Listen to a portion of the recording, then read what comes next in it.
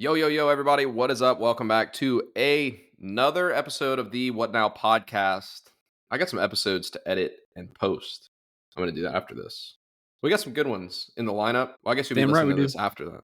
So it's good. What's up, Zach? What it do? What it do? Boo boo. Yeah. We were just talking I got about. my drinks ready to go. Got your drinks? What are you drinking? I got my element with some creatinine Creatinine. and then just creatine. Just putting in kidney disposal in my water. No, element creatine, and then we got our Dutch Bros Ice Annihilator because I'm a real coffee drinker, so I get Dutch Bros. Dude, what's like the hype around Dutch Bros? I'm like, I couldn't tell you the It's last the time only I got. drink I get there. It's like the only drink I get there. I don't know what is I can't tell you the ingredients in it, other than coffee and probably milk of some sort. But it just tastes good. I like the vibes of Dutch Bros. I also listened. If you're an entrepreneur, if you're owning your own practice, a really fun podcast to listen to is called How I Built This with Guy Raz. He does it like documentary style, and he had one of the bros of Dutch Bros on, and that was a really cool episode. He had a Dutch bro. Dude, So hearing their story was pretty cool. I couldn't tell you the last time that I've had chain coffee. Like anywhere not local. I couldn't tell you. Like I don't even get Starbucks at the airport. Like Kate is like, oh, I'm gonna get Starbucks at the airport. I'd rather just not. Like I'll just drink water. Yeah, I'd rather just grab that white monster. Dude, the white monster, listen, caffeine energizes you. Caffeine gives you energy. It energizes you. The white monster charges your soul. It charges your DNA at a cellular level. Yeah. It's I'm pretty sure different. studies show that it activates dormant stem cells in the body for radical healing. Yeah, I heard that it just helps you reach your full potential. It's something about that white monster. It's been a long time since I've had a white monster, but something about it is just different. It's like, in Space Jam when it's like Michael's secret stuff. That's what was in it. White monster. Yeah. How do you think they beat the Monstars? It's the white monster. Yeah, white monsters are great. Yeah, The white zero monster, different beast. There was a time in chiropractic school. Maybe this is why I had like pretty bad depression, but I was drinking like 2 or 3 white monsters a day. I was just straight to the bang. I remember that, dude. I was like these. That's crazy. Like that's just what I want to say is like that's crazy. It's a crazy amount of caffeine to like hit those on the regular. Like that's it's crazy. Yeah. Yeah. Anyway, what do you want to talk about today, dude? I think that's actually kind of a segue into what I did want to talk about. And this was a question posed by one of our listeners. But what were things you felt were important in chiropractic school that you wish you could go back and tell yourself, hey, stop wasting time on that? And then vice versa. Like, what are things you wish you did more in chiropractic school that you didn't realize was going to be as important? So, dude, that's a good question. That question to you. That's a good proposition. Yeah. A good posing. Dude, let's see. So many things, dude. I can let you think since I've had some time to think. What are things that I thought were important in chiropractic school that I feel like is not important today? Explaining the adjustment to someone. Validate. You thought that was important? Yeah, people are going to want to know all about chiropractic care. Like the philosophy of chiropractic. Dude, I love the philosophy of chiropractic. I love like all the principles and all of these healing concepts. And I love all of like the philosophical background behind it. And I think that those are foundational. But I think once you have the foundation, like you don't need to be like quoting BJ Palmer. Not everybody that's going to like walk through your doors is going to become a chiropractor at the end of the day. Like, nobody's getting ADIO tattooed on their body. They should. I think you should. I think the moment that you buy volume 14. Right in the brow line. Wow. To create the unibrow, it's the bridge. Yeah. It's the missing link. Yeah. ADIO. Right in the line. Yeah. I think like all of the chiropractic lore that. Yeah. Like, like you go into those practices and like, if this is your practice, like I love you just saying that, like there's no shame into it, but I just think from a customer success standpoint, like when you go in to the office and like everything in there is chiropractic, everything. Like I have chiropractic posters, I have chiropractic books in the office, but like I don't have like the mugshot of BJ and Dee on my wall. Like that's cool if it's in your office, but like it doesn't need to be in like the exam room or like, like those kind of things. I used to think that that was super important. Like I used to think that people wanted to know about like the principles of innate intelligence and all of those kind of things. And like telling them that like from the book, I used to think that that was super important. Like, oh, people are going to want to know this. I got to know Principle 16 just in case someone walks in and asks. I've heard the first 15 principles. Can you tell me Principle 16? Yeah. Yeah, I'll have to mull And it I think over. for me, I kind of second that. I think in that same like, and maybe it's a rite of passage because I feel like every chiropractor does this and will continue to do this, but like that initial need when you start to learn the truth about chiropractic and then like having to just explain that and share that with everyone and just like shove it down people's throats, um hoping that they see the big idea just as much as you do. Like I think that's in a sense important because I think it teaches and ingrains your conviction. And at the same time, I feel like I wasted so much time just like not learning other things or not engaging in other things. Like if it wasn't straight to chiropractic, I wasn't down to listen to it. I think you can learn so much from anyone, whether it's straight vitalistic chiropractic or it's, dare I say, Mechanical. like a R2P seminar. Like I remember I think I was a year or year and a half into practice, and I went to a Parker seminars, and I just went to some like low back pain care thing, and I was like, oh wow, I learned a ton. None of this is rehab. It's all just been like science and like research that I can now take to my practice to instill my conviction. So it's like keeping your mind open, regardless of what side you're on, vitalistic or mechanistic, to really learn so you can better care for your patients and not just being super pigeonholed into one versus the other. Yeah. Can you hear me? But I think that also takes time. I can hear you now. I got the whole reconnecting thing. But yeah, dude, I think that like dying on the hill of chiropractic, this is this is why I say this. And like, if you don't agree with this, honestly, just I mean, this is how I feel on the show, and this is my show. So not to say like, oh, this is my show, you can get out of here. But I think, dude, if you're gonna spread any message, you need to be spreading the message of Jesus Christ, and anything that makes it more about me and less about Christ, I think is getting in the way. And so I would rather just tell people instead of being like, hey, did you know that the body has an innate intelligence, blah, blah, blah, blah, blah, blah, blah, blah, blah. Or, well, chiropractic as the hero. And I was positioning myself as the hero to inflate my own ego versus actually telling people the true message that actually matters, which is, by your faith, you are healed. And it's not necessarily that healing in the physical body happens strictly through faith in Christ, but the deepest healing that we can get is on a spiritual level.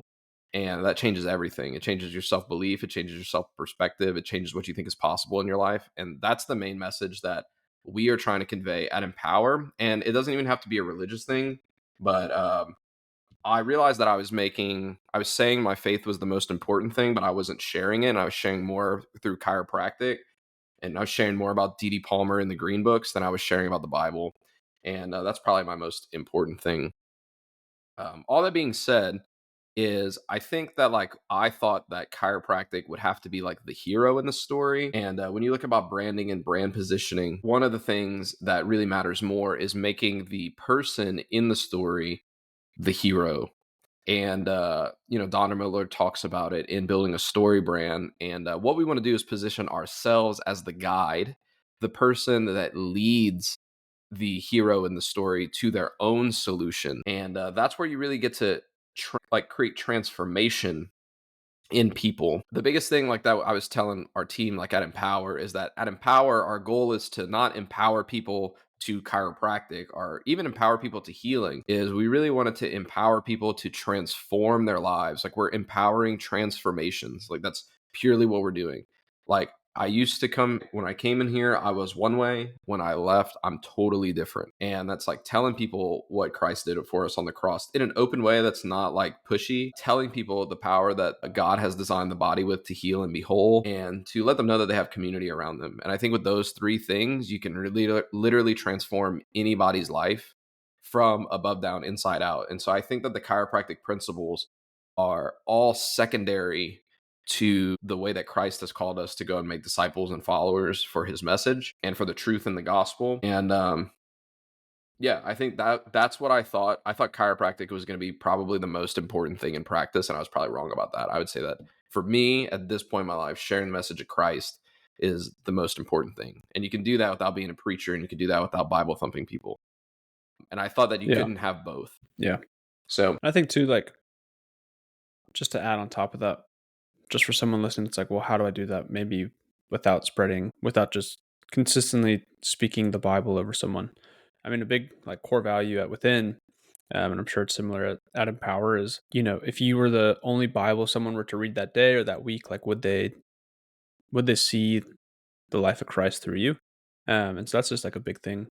And like I think that's something I would have worked on more was like how to embody that and like how to really embody kind of the vibration or kind of the energy or the self identification maybe. No, that's probably not the right word. But like how to embody that through all aspects of practice, not just like while adjusting someone, but also in conversation, in the intake, in progress exams, like doing all of that. So yeah, I mean, yeah. the biggest thing is like at one point when I was like studying a bunch of stuff chiropractic wise, like I felt like I was super agnostic to the gospel for a little bit, and that like really was challenging for me because I was saying like, oh man, like Christ is like, well, God is every, like all this kind of stuff, and this is like a whole different like theological discussion that we don't need to have on the podcast. But I mean, to honestly answer your question, what did I think was going to be the most important thing when I came out of school? That I now know is not the most important thing. I thought that chiropractic was going to be the most important thing in practice, and it's not. The most important thing is to live the life that Christ has led me to. And that changed everything, dude. I got way more peace. I became a lot more successful. We saw better results the more that I invited Christ into the practice, because to live is Christ and Hmm. to die is gain. And that's what I thought was the most important. And I thought that spreading the message of chiropractic was going to be more important than anything else, and it's not. And so, I mean, that's probably what I would say. Yeah. That's probably the more like overarching probably answer. Which is so fun. I mean, just to get on like a chiropractic philosophical conversation, like one thing I just thought of is like I don't know if we were taught, but I definitely had a sense that like teachers, like if your patients don't understand chiropractic, then they won't be able to heal or be able to. But then in that same token, like we would talk about, like your body has an innate intelligence, you have to get educated out of the way. And so it's like, okay, well, if we have to get educated out of the way, why would I educate them even more so that they're thinking even more as their innate intelligence is supposed to be healing? So it's just like you find kind of, and I know you can pick apart holes in different ways, but I think the it's just biggest a very hole interesting concept that I think a lot of people teach. I think the biggest hole in the corner of chiropractic that we came from, like the vitalistic philosophical side, is that we lean too hard on the philosophy and not hard enough on the science. And chiropractic is a philosophy, science, and art of things natural, system of adjusting the segments of the spinal column by hand only for the correction of the cause of disease. Basically, there's a way of thinking, there's a science behind it, and there's an application to the system of taking pressure off of the spine that helps the nerves work better. I mean, that's pretty much what we do. And so, like, if you don't have a system and it's not natural, meaning like not supernatural, but also not like artificial, then you're not practicing chiropractic. If you don't have good philosophy, like if you don't understand the body was designed to heal, like without drugs and surgery through and over the nervous system, if you also don't understand that applying force to the joints in the spine creates mechanotransduction, which stimulates nerve flow and releases nerve pressure, and you're not good at it, I think that you're missing, like you're falling short of chiropractic. And it's just it's a natural thing, which means that it occurs naturally in nature by hand only, which like there's a bunch of nitpicking stuff that I could get about the philosophy of chiropractic, because literally the Mhm. definition of chiropractic says it's a natural thing, yet so many chiropractors make it supernatural. The thing that's supernatural is the fact that God designed the body for this to even be possible. It doesn't mean that you are performing spiritual work. It means that you are using the potential that God has given you in your body to facilitate the philosophy, science, and art of chiropractic that exists only under his creation.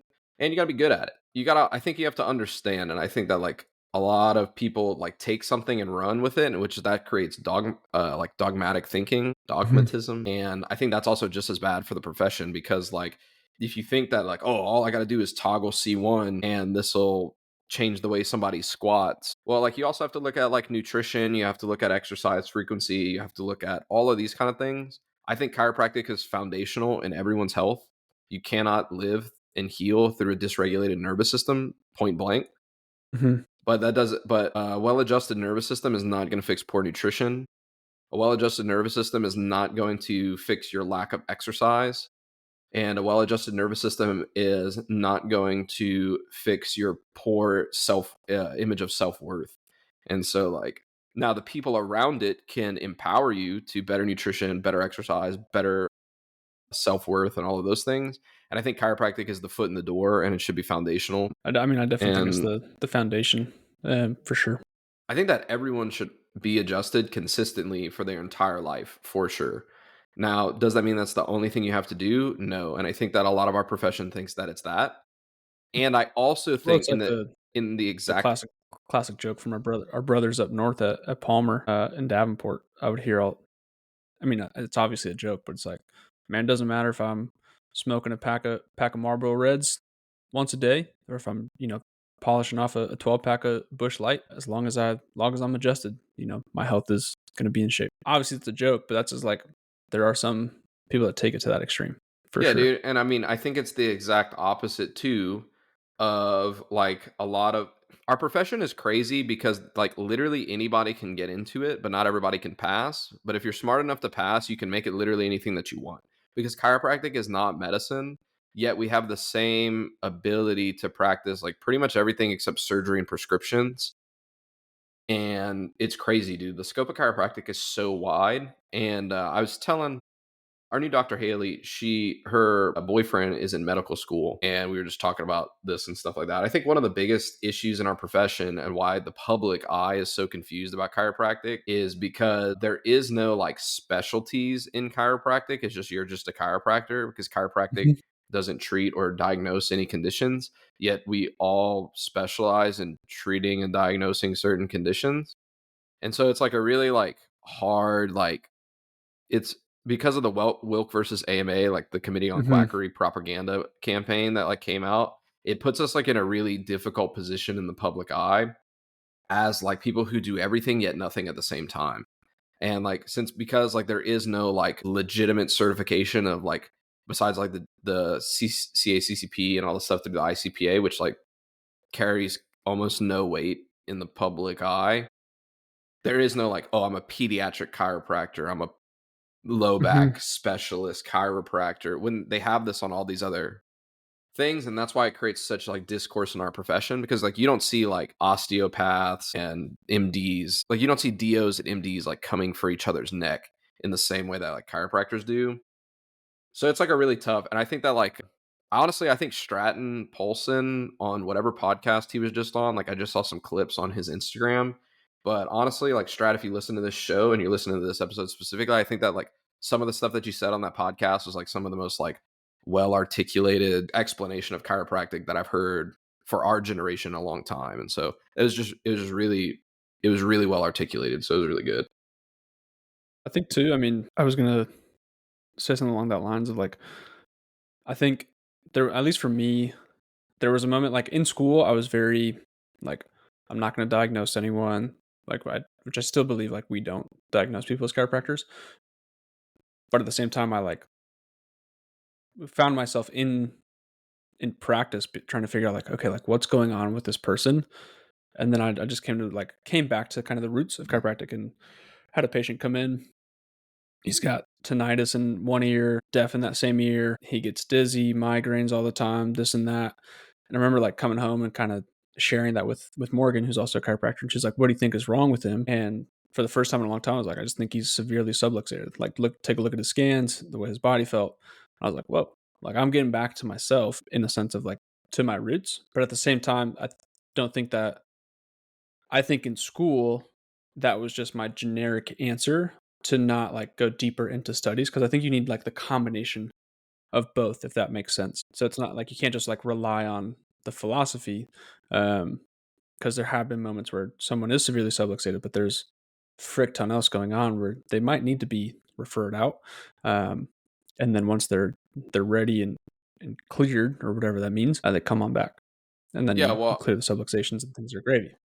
yeah, well, I mean, that's the issue is that on the philosophical side of chiropractic, you just say the correction of the cause of dis hyphen ease, and all we work with is dis hyphen ease. On the other side of chiropractic, whatever you want to call it, the like subluxation is stupid, and chiropractors are, I don't know, whatever side of chiropractic, the performance side of chiropractic, you know what I'm talking about. I think the I dogmatism think on it's the on that side, mechanistic. yeah, whatever. Well, I don't either way. Whatever label you want to put on. See, this is the issue is that like we try to put labels on stuff that don't need labels. But on whatever other side, like it's like no, it's only the diagnosis and it's only what are we treating and this and that and this and that. And it's only the disease, the pathology, the symptomatology, the etc. of whatever that is. And I think that the profession just as a whole needs to meet in the middle and say, hey, I understand that chronic dis-ease, chronic nerve interference causes pathology, disease, whatever you can truly a diagnosable condition, facet strain, lower back or back pain, radiculopathy, etc., etc., etc.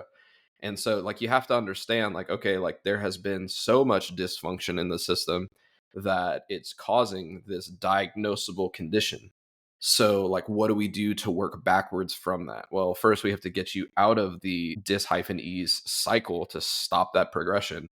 And but at the same time, dude, it's like, Mhm. man, maybe like we need to get you out of this acute chronic condition so that your nervous system can actually heal. There's all kind of ways, bro. And that's why I love like what we have going on at Empower with the physical therapy and the functional medicine is that like they just work on You can people's focus. chronic pathology and I just get to make their jobs easier because I just work on clearing the nervous system and then everything else kind of falls into place. And what's crazy is that like I just saw like a post from another PT and she's like had such a great weekend at the manipulation seminar Mhm. or whatever like that, like literally learning adjustments at a PT seminar and it literally like BJ literally wrote it in the green book saying that like the doctor the like literally everyone in the chiropractic profession is going to try to move away from chiropractic and everyone outside of chiropractic is going to be moving toward chiropractic. And it's like it's literally happening like as they wrote like it's unfolding exactly that. And I think it's because there's just so much Well, discourse. I think too, I'm sure we both have had very similar conversations, and it seems, especially in our area where there is such a abundant amount of chiropractors, people have had quite a few chiropractic experiences. Um, and when you talk with them, like, I mean, a question I typically ask, like, in every consultation, if someone has seen a chiropractor, is like, is there anything you liked or disliked about your past chiropractic experience? More often than not, if that person, and this isn't to bash by any means, but it's just more from like, this is what I'm hearing from real life people in practice Hmm. is like, well, it just felt like I was there for 30 minutes. I got like a really like decent adjustment, and then I was on the stem and the roller and this and that. And I'm like, okay, like, do you feel like it helped? They're like, well, I'm here. I'm like, okay, well, we don't do stem. We don't do any of that. Like, we're going to adjust you, and they're going to be great adjustments.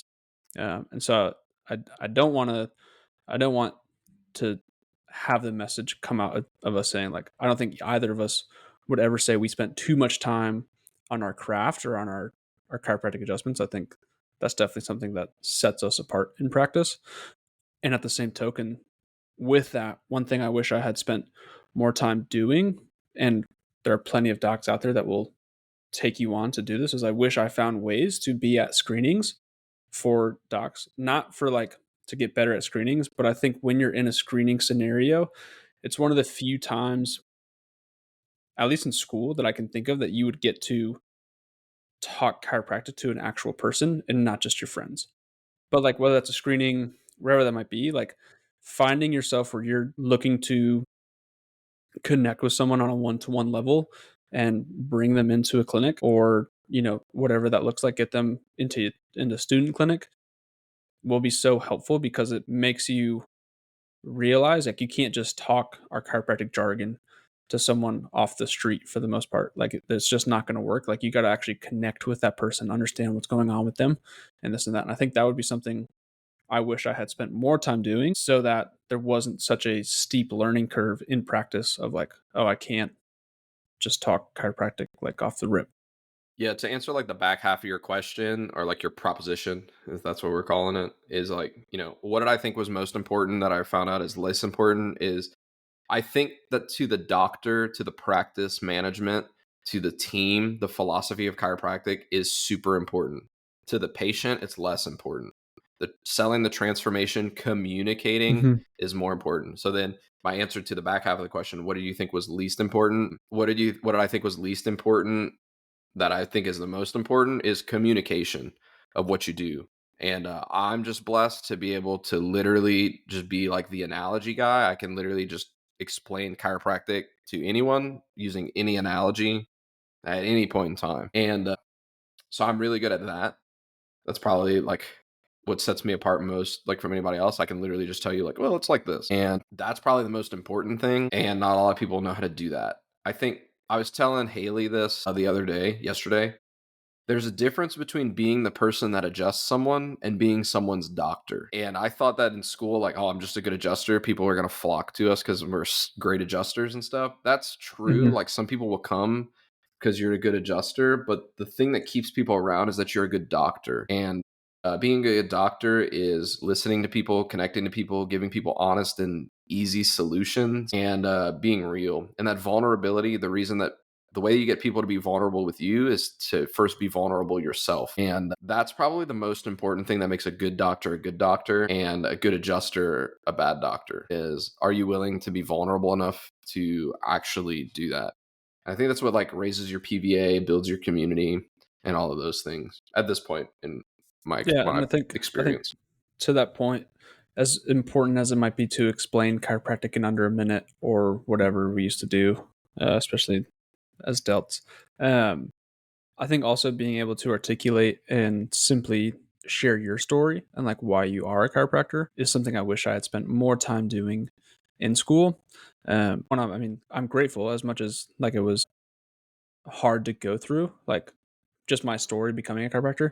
Like I'm grateful that I had such an experience that, at least for the people I see, like connects at a deep level. But I've also worked really hard on explaining that and sharing that in 60 to 90 seconds. And like I have a certain tone and like the way I say it is very repeatable. And so that's another thing I would work. And you can do that with friends, with family. And if you don't have a story, that's why I think it's also important to go shadow, so you can start to see things in offices that you're like, wow, like I really got to connect with that person, and see like their transformation. So spending decent amount of time in a clinic is just as important too. Yeah, chiropractic's all about connection and communication, yet we don't connect with people and we don't know how to communicate. And so we're like, that's the hardest part of the being a chiropractor is the connection piece Mhm. of like how chiropractic works and people being good enough communicators to actually communicate what it does in a way that's acceptable and digestible to the public. Because like you have on one end chiropractic, like people are saying like, oh, it doesn't matter, like you just get people in the door, then they'll learn. So then like out in the public, they're like, chiropractic cracks your back in place. And like I ask a lot of people and be like, hey, what do you know about chiropractic? And they're like, well, when you're well aligned, everything works better. So then I'll ask, what does it mean to be well aligned? I don't know. Everything's where it should be.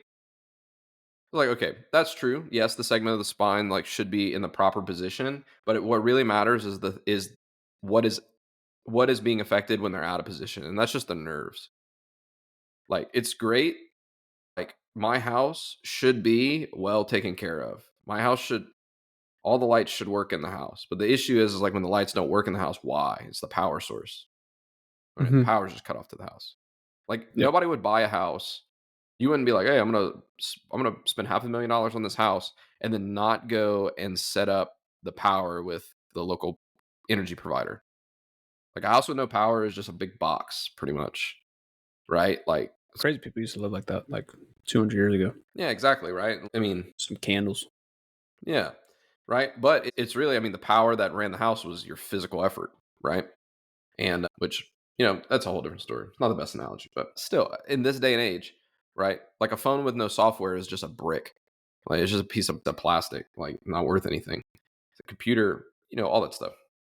So, I mean, that's the most important part. But I mean, at the end of the day, I think like what matters most is, do you have a message that you can get behind, that you can communicate without feeling like you're lying to people? And I mean, I think that's the biggest thing too. Is like I mean, a lot of people they're like, "Oh, I'm doing this script and yada yada Mhm. yada. I'm running this practice management system, and my practice still sucks." Or like in Steph's expanders group, there's a lot of people that are like, "Dude, I followed this practice management thing to the T, and I was like this one girl. She's like, yeah, by the end of my second year, I was seeing 500 a week by myself, me and one Mhm. CA."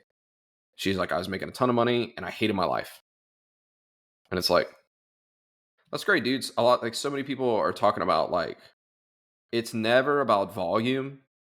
It's never about metrics. It's all about value. You can see 100 a week, have a beautiful life. You can see 1,000 a week and have a miserable life. You can see Or you 100 can a see week it. and be miserable. And Yeah. you can see 1,000 a week and have a beautiful life. It depends on what you want, depends on what you're called to.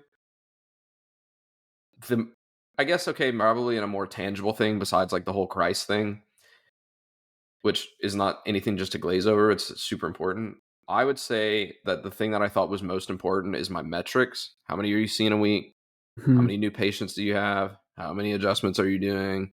How many blah blah blah blah blah. All of that stuff I thought was super important. It's probably the least important.